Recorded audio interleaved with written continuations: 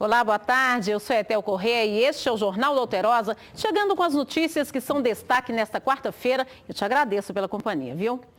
Em meio à polêmica sobre a redução da maioria penal, um adolescente de 17 anos foi detido em Contagem, juntamente com outros 4 homens por envolvimento em um homicídio. Eles estavam com drogas e armas. Detalhe, segundo a PM, o menor foi quem atirou 21 vezes contra a vítima. Veja com Rangel Faula.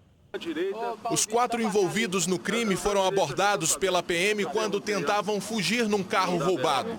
Segundo a polícia, Paulo Afonso Alves da Silva, de 21 anos, Diego Lucas de Souza Andrade, de 23, Max Miricheldon Oliveira e Silva, de 20 anos, e um adolescente planejaram o assassinato. Isaac Bruno Leal, de 23 anos, foi morto no bairro Novo Riacho, em Contagem. Ele estava na calçada quando foi surpreendido pelos criminosos. O jovem levou 21 tiros. O sobrinho dele, que estava por perto, foi baleado na mão. Segundo a PM, quem atirou foi o menor de 17 anos. O adolescente confessou tudo. Disse que o crime foi motivado por uma briga de infância entre ele e a vítima. Com o grupo, a PM apreendeu 2 pistolas semiautomáticas, celulares, uma porção de maconha e R$ 755 em dinheiro. Pois é, já a gente volta falando sobre essa polêmica da maioridade penal. Você não pode perder, aguarda aí. Foi condenada a 46 anos e 6 meses de prisão a médica que participou do bando da degola, que matou e decapitou 2 empresários em Belo Horizonte há 5 anos. Mas ela não foi presa não, gente. Saiu pela porta da frente. O resultado da sentença foi anunciado depois de 10 horas de julgamento. A médica Gabriela Ferreira Costa foi condenada pelos 9 crimes que respondia. Resta certa uma condenação total da réu Gabriela Ferreira Corrêa da Costa em 46 anos e 6 meses de reclusão. Está em liberdade posta pelo STJ. Vai responder em liberdade, os seus advogados já recorreram, por enquanto a senhora permanece em liberdade. Depois de ouvir a sentença, Gabriela foi consolada por um dos advogados. Apesar da condenação a 46 anos e 6 meses de prisão, a médica Gabriela Ferreira Costa vai poder recorrer em liberdade. A defesa da médica vai pedir a anulação do julgamento e já entrou com recurso por considerar que as 44 perguntas feitas pelo juiz aos jurados sobre o crime foram de difícil entendimento. A defesa entende que esse júri está nulo, confia que o tribunal irá anular esse julgamento. Houve seríssimos defeitos durante a votação dos quesitos, que foram formulados de maneira complexa e de maneira a poder dificultar a compreensão dos jurados. De outro lado, com certeza, essa decisão afronta toda a prova colhida nos autos. O crime foi em abril de 2010. Os empresários Heider Rodrigues e Fabiano Ferreira Moura foram sequestrados e obrigados a sacar dinheiro para a quadrilha. Os 2 foram torturados e degolados neste apartamento no bairro Sion. Os corpos foram encontrados carbonizados em uma mata às margens da BR-040, na saída para o Rio de Janeiro. Outros 6 envolvidos nos assassinatos já foram julgados. Frederico Flores, apontado como líder do bando, foi condenado a 39 anos de prisão. Ele e Gabriela eram namorados na época das mortes. No caso da médica, o promotor Francisco Santiago lamentou o fato de Gabriela poder recorrer em liberdade. Eu não vou questionar a decisão do Dr. Glauco, que é um excepcional juiz, um juiz sério, honesto, justo. Ele entende que não. Eu entendo que poderia, mas a decisão é dele. Então, não vou nem recorrer por essa decisão. Se ficar em liberdade, uma hora vai chegar, uma hora ela vai cumprir e uma hora a sociedade vai ter a resposta final de todos os condenados nesses crimes, presos, cumprindo penas altíssimas. Foi um dos crimes mais bárbaros que nós tivemos notícia em Minas Gerais. Gente, olha, eu vou te falar uma coisa, é de se indignar isso aí, um crime bárbaro como esse, que chocou, você viu, até o promotor do caso, um homem que já fez mais de 1000 júris, que é o Dr. Francisco Santiago. Eu cobri esse caso desde o início e também fiquei chocada com ele. Olha, não dá para entender como é que a nossa lei permite que essa médica aí, mesmo condenada, saia do tribunal livre como um passarinho. Isso para mim é não ligar para o sofrimento das famílias. Aliás, a irmã do Raider, que foi uma das vítimas, morreu durante o processo, ela teve um câncer e morreu. A gente se encontrava sempre com ela nos júris e ela não chegou a ver essa condenação. É por isso, na minha opinião, que as coisas vão de mal a pior nesse país. É por isso que a sensação de impunidade aumenta a cada dia. Que ela pode recorrer, tudo bem, é a lei. Mas então que recorra cumprindo a pena, porque não há dúvida de que houve crime e mesmo que sob coação. Então, se a gente erra, a gente tem que pagar. A Polícia Militar recuperou uma carga de cigarros roubados em Contagem, na região metropolitana de Belo Horizonte. Um homem foi preso suspeito de receptação. A carga de aproximadamente 20 mil maços de cigarros, avaliada em cerca de R$40 mil, foi recuperada juntamente com a van.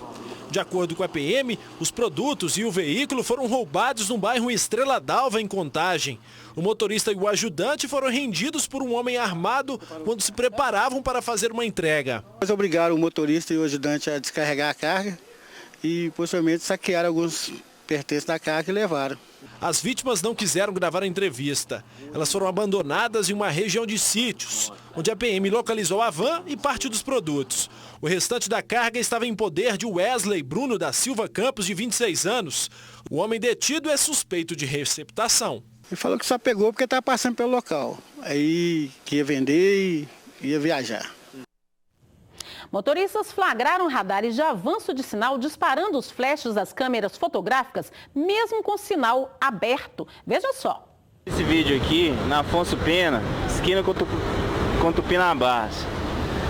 Como vocês podem ver, o semáforo está verde para os carros e o radar está fotografando, está registrando aí avanço de semáforo.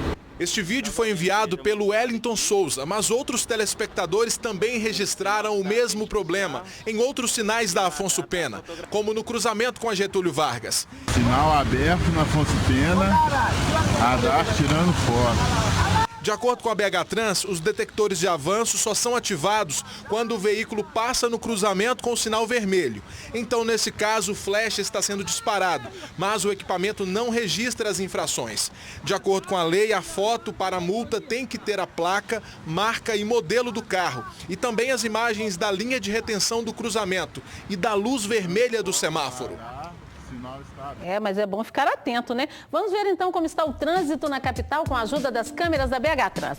Olha, nesse momento, imagens do complexo da Lagoinha, trânsito livre aí no entorno da rodoviária, apesar da antivéspera do feriado, trânsito muito tranquilo nesse momento. Vamos dar uma olhadinha numa outra câmera agora, contorno com Cristiano Machado, saída para Cristiano Machado ali, olha, aliás, Tereza Cristina, contorno com Tereza Cristina, o trânsito ali intenso a gente vê, mas fluindo tranquilamente nesse momento. Próxima câmera, Nossa Senhora do Carmo com contorno, agora sim, olha, muito trânsito no sentido de quem vem aí lá da região do shopping, ali em cima em Nova Lima, né, no sentido Savassi, muito trânsito nos dois sentidos, inclusive nesse momento, horário de almoço aí pegando fogo. Em Juiz de Fora, uma mercearia foi assaltada por 5 bandidos. 2 deles, acredite, eram menores de idade. Era quase hora de fechar quando os suspeitos entraram na mercearia.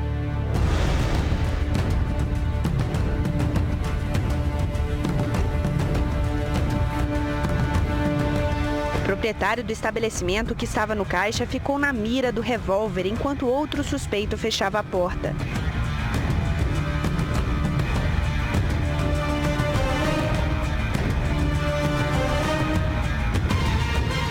Eles andam tranquilamente pelo estabelecimento. Em seguida, eles sobem para a casa das vítimas, que fica no andar de cima, e reviram os cômodos.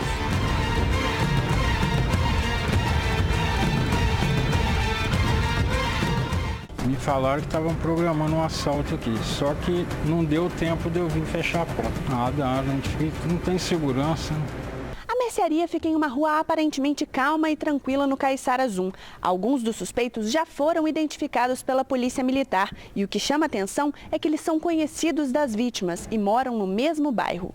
Isso é o que mais me chocou, porque são pessoas que frequentam aqui, a ousadia deles, porque eles moram aqui, frequentam aqui e entraram aqui. Foram instaladas 16 câmeras de segurança no local, que monitoram tanto a mercearia quanto a casa. Nem isso inibiu a ação dos suspeitos.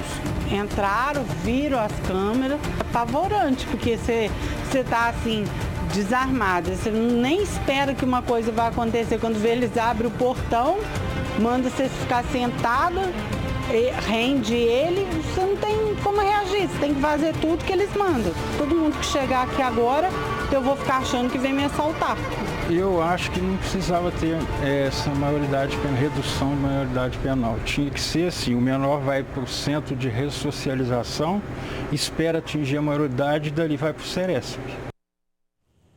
A participação de adolescentes e até crianças em crimes bárbaros, como esse assassinato com 21 tiros em Contagem que a gente mostrou há pouco, ou assaltos como esse aí de Juiz de Fora, alimenta a polêmica da redução da maioridade penal de 18 para 16 anos. A proposta de emenda à Constituição, que estava parada há 22 anos no Congresso, foi aprovada nesta terça pela Comissão de Constituição e Justiça, mas ainda falta um longo caminho até ser votada no plenário e ir para o Senado. Um assunto que divide opiniões por todo o país.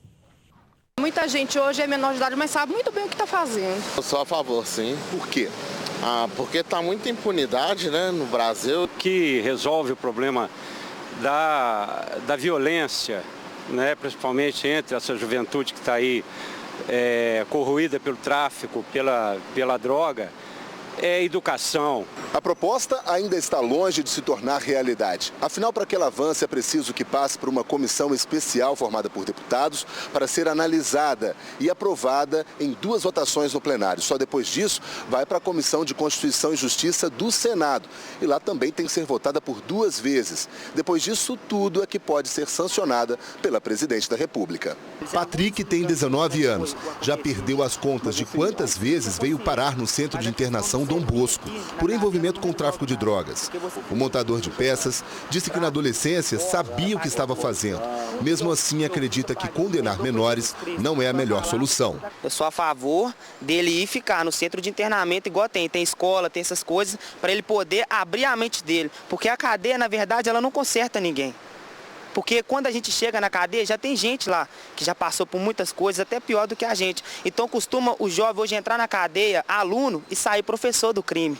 O presidente da Comissão de Assuntos Penitenciários da OAB Minas também é contra a redução da maioridade penal. Para ele, há outras medidas que podem ser mais eficazes. Aquela criança, aquele adolescente, seguir todos aqueles trâmites de educação, de cultura, de lazer e até mesmo um curso profissionalizante, ele vai ter no futuro um futuro bom, um futuro onde ele vai ter uma família estruturada, com um salário digno. Então isso vai sim reduzir drasticamente a criminalidade dos menores infratores. Wellington trabalhava como motorista. Hoje vive em uma cadeira de rodas. Ele levou um tiro nas costas durante um assalto. O disparo foi feito por um adolescente de 17 anos. Eu fui voltar o cão, né, para nós sair da cena, o revólver disparou. Eu sei que ele é pai de família e tudo mais. Eu peço a Deus que ajude ele, que eu não quero mal para ninguém, não. Eu peço ele até desculpa mesmo, porque foi mal sorte dele mesmo. Menor tem consciência do que está fazendo. Não é porque é menor não tem consciência. Eles têm informações e sabem que vão ficar impunes. Eu não tô arrependido não, é suave para pagar. É tranquilo, se nós pagamos rimos, como fosse um hotel, 5 estrelas, comida, roupa lavada. Tem que cumprir a lei. Não adianta, né, fazer uma lei e mudar a maioridade e ficar do jeito que está. Quer saber minha opinião, né? Eu também sou contra. Acho como ele que se a lei for cumprida e as condenações forem levadas até o final, não precisa disso não, mas nem maior fica na cadeia. Boa aparência e boa lábia. Características de 2 jovens que foram presos em flagrante pela Polícia Civil por crime de estelionato. Eles fraudavam documentos e cartões de crédito para fazer compras pela internet e ganhar dinheiro fácil. Veja. As fotos mostram os 2 homens que, segundo a polícia, são de classe média e trabalham, mas resolveram aplicar um golpe ousado para ter lucro fácil. Cássio Gregório Lima, de 25 anos, é web designer, e Hilton Rafael da Silva, de 23, autônomo.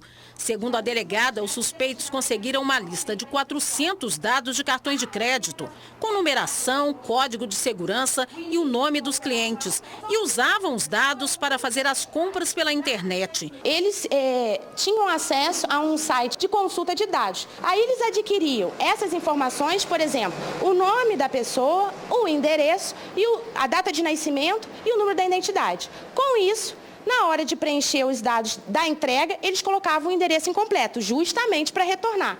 Uma empresa de motoboys era contratada para retirar as mercadorias sem despertar suspeitas. Mas o número alto de produtos com endereço errado chamou a atenção dos Correios. Preferiam telefones celulares, que o comércio era mais rápido, vendiam cada um deles em média por R$1.000 e o que a gente tem hoje apreendido são R$24.000 que eles adquiriram em menos de uma semana. Foram apreendidos 24 celulares adquiridos apenas em uma semana. Os 2 suspeitos foram ouvidos, mas já estão na rua. Eles não serão apresentados porque ontem à noite, 10 horas da noite, ganharam a liberdade provisória mediante fiança. Já falei, né?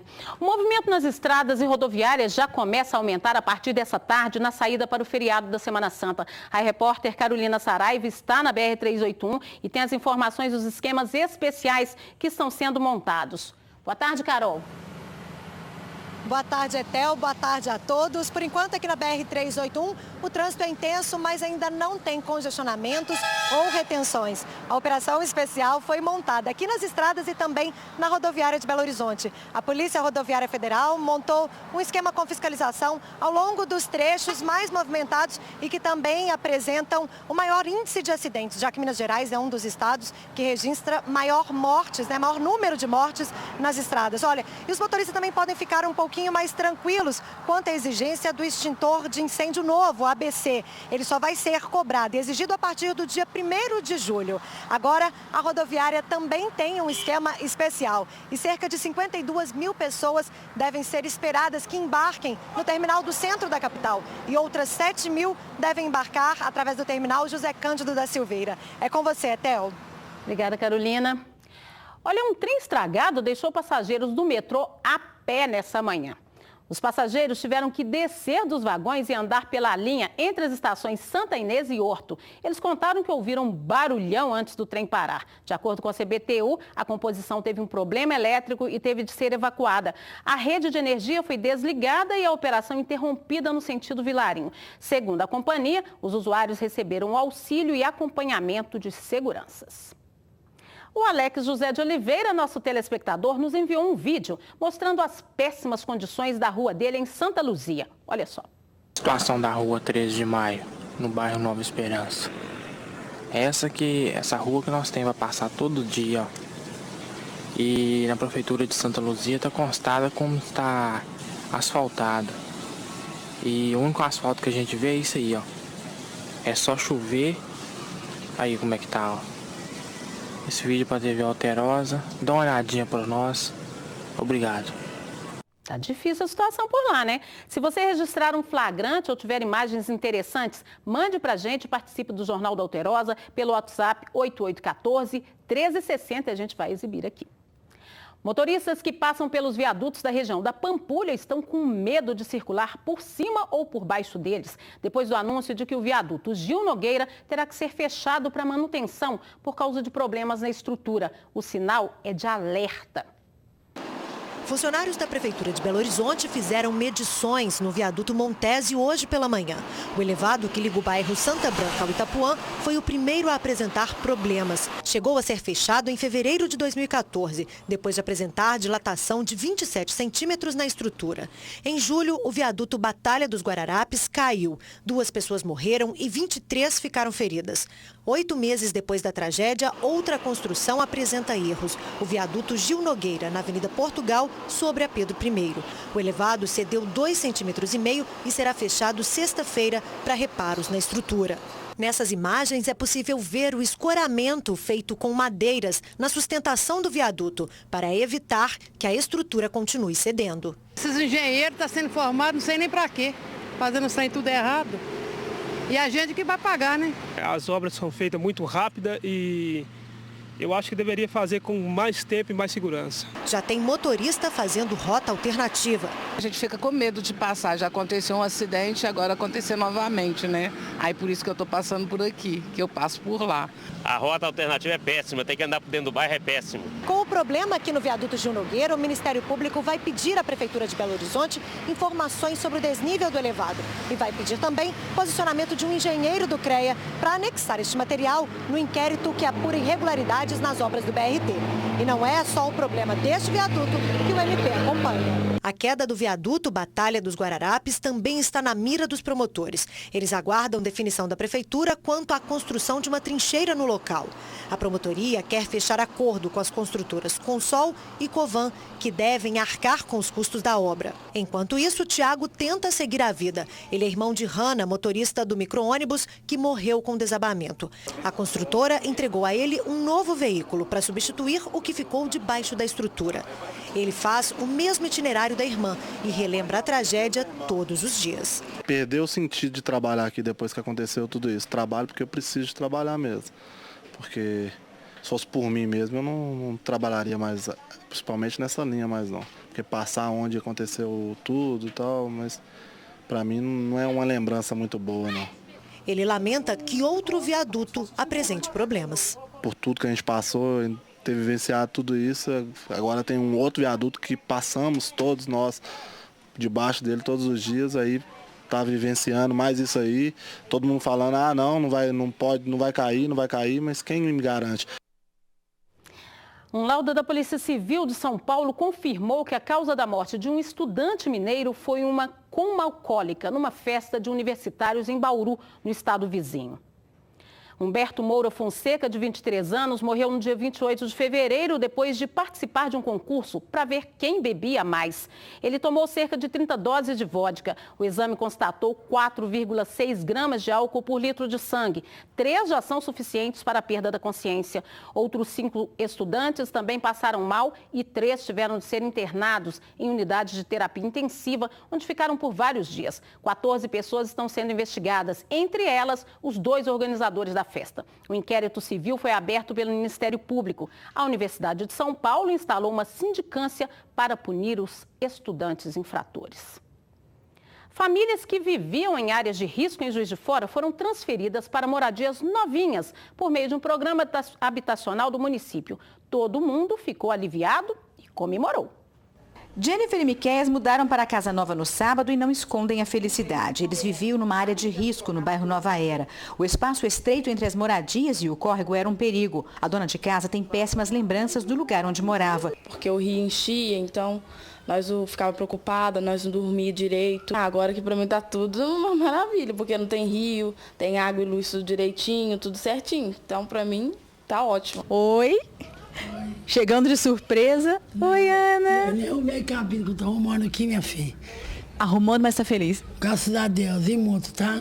Você mostra pra gente um pouquinho da sua casa? Só eu montar a cama, porque, ó, não, de nós duas aqui. Aí aqui é o quarto da Camila. Só reparar as bagunças, que vai chegar o colchão ainda, entendeu? Ele melhorou 100%. As famílias transferidas das áreas de risco esperam contar com infraestrutura na mudança. A Cetra já está disponibilizando os ônibus para que possa circular internamente no Novo Triunfo. Assim que uma família se muda, a casa é demolida. Nós estamos nos preservando com relação à não reocupação. Cada casa ou cada situação que a gente vai, a gente só entrega a chave mediante a demolição da casa. Então todas elas estão sendo verificadas uma a uma, nós comprovamos a demolição e assim que a gente tem a comprovação por um engenheiro da Defesa Civil ou por um assistente social nosso, aí é que a gente entrega a chave para ela poder estar mudando.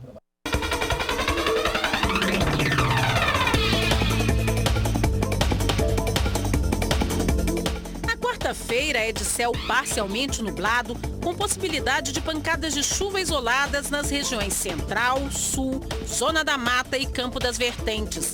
Nas outras áreas de Minas, o sol predomina entre poucas nuvens. Em Belo Horizonte, máxima de 27 graus. Em Passos, a temperatura atinge os 28. chega aos 29 graus em Uberaba, aos 31 em Manhuaçu e em Boa Esperança a máxima é de 30 graus. Você vê agora uma imagem ao vivo de Belo Horizonte que está com o céu parcialmente nublado e bem lá no fundo dá para ver que começa a cair um pouquinho de chuva. A temperatura é de 28 graus e a umidade relativa do ar está em 62%. Fiéis participaram na noite dessa terça-feira em Sabará da Procissão do Encontro, uma das mais importantes da Semana Santa. Ela lembra o encontro de Jesus com Maria a caminho do Calvário. Revestida de roxo, cor do período da Quaresma, a Igreja do Rosário ficou cheia de fiéis. Gente que veio de todos os cantos para acompanhar a celebração que marcou o início da programação do Sermão do Encontro. Emocionante, né? Saber o que Jesus passou, né? Após a missa, uma procissão com a imagem de Nosso Senhor dos Passos, ou seja, Cristo, saiu pelas ruas. Me sinto muito honrado. Eu acho que é muito importante para a gente aqui, para as tradições da cidade. Na Praça Antônio de Albuquerque, no centro, a procissão se juntou com outra que deixou a igreja Nossa Senhora das Mercês com a imagem de Nossa Senhora das Dores, Maria. A união simboliza o encontro de Jesus com sua mãe a caminho do Calvário. E foi na praça que aconteceu o tradicional Sermão do Encontro. Momento em que nós somos chamados como discípulos e discípulas de Jesus a compreender a dor da mãe e a dor do filho. Há 62 anos, Dona Zélia faz questão de acompanhar a celebração. A gente vai meditando, vai sentindo as celebrações assim, vai sentindo aquilo bem dentro do coração, né? Após a pregação, o cortejo seguiu em direção à matriz Nossa Senhora da Conceição.